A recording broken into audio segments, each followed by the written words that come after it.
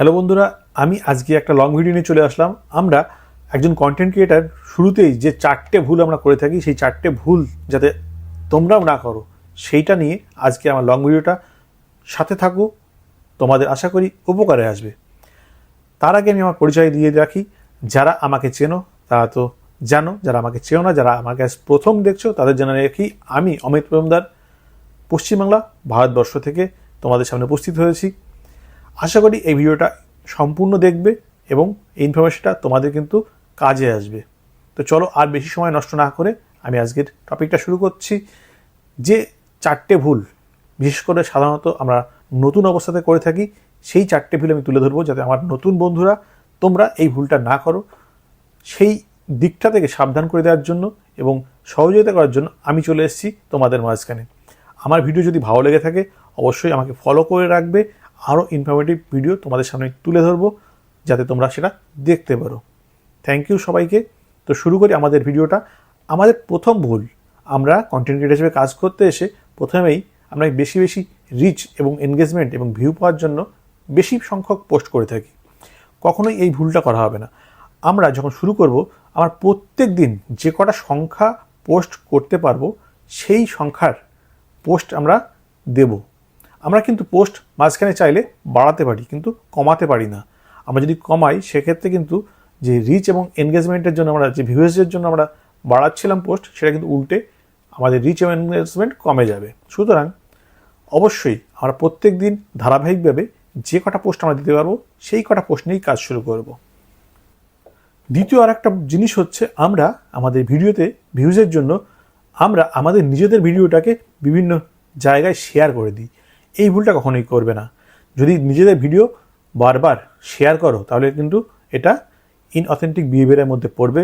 সাথে সাথে ফেসবুকের অ্যালগরিদম এটাকে কিন্তু লক্ষ্য রাখবে।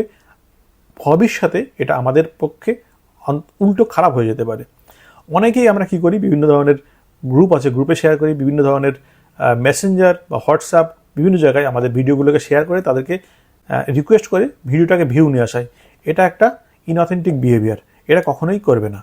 এটা করলে আমাদের রিচ এনগেজমেন্ট দুটোই কমে যাবে। রিচটা তো কমবে, মাস্ট কমবে। তৃতীয় আর একটা ভুল আমরা যেটা করে থাকি আমরা নতুন অবস্থায়, সেটা হচ্ছে আমরা আমাদের যাদের ফলো করছি তাদের কোনো পোস্টের কোনো ক্যাপশন হতে পারে, কোনো হ্যাশট্যাগ আমাদের ভালো লেগে যেতে পারে। ভালো লাগলে সেটা অনেকেই কিন্তু কপি পেস্ট করে নিয়ে এসে ইউজ করো, কপি করে নিয়ে এসে পেস্ট করে দাও। এই কপি পেস্ট কখনোই করা যাবে না। কারোর হ্যাশট্যাগ, কারোর ক্যাপশন তোমার ভালো লাগতেই পারে, সেটাকে তুমি তোমার মতো করে সাজিয়ে গুছিয়ে তোমার পোস্টে সেটাকে ইউজ করতে পারো, কিন্তু সরাসরি সেটাকে কপি করে নিয়ে এসে যদি এটা করো, এটা কিন্তু একটা মারাত্মক ভুল। কখনোই এটা করবে না।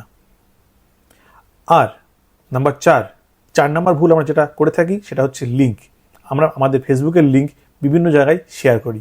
কোনো লিঙ্ক শেয়ার করবে না। লিঙ্ক শেয়ার করার দায়িত্ব আমাদের নয়। আমাদের পোস্ট, আমাদের পরিচয় আমাদের ফেসবুক করিয়ে দেবে। আমরা কাউকে ফোর্সফুলি করাতে পারি না।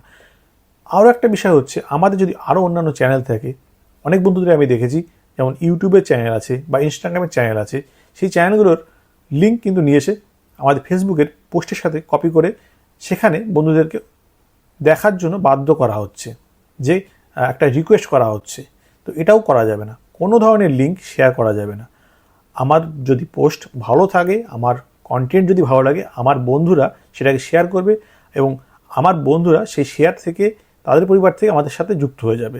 আমাকে কোনো সেই বিষয়ে শেয়ার করার প্রয়োজন নেই। তো এই 4টে ভুল আশা করি নতুনরা আর কখনো করবে না, কারণ এটা আমাদের পেজ বা প্রোফাইল দুটোর ক্ষেত্রেই খুব গুরুত্বপূর্ণ। এটা ইনঅথেন্টিক বিহেভিয়ারের মধ্যে পড়ে। যদি আমরা এটা করে থাকি বারবার, ফেসবুক কিন্তু আমাদের পেজ বা প্রোফাইলটাকে কিন্তু সাসপেন্ড করতে পারে। তো আশা করি ভিডিওটা সকলের কাজে আসবে।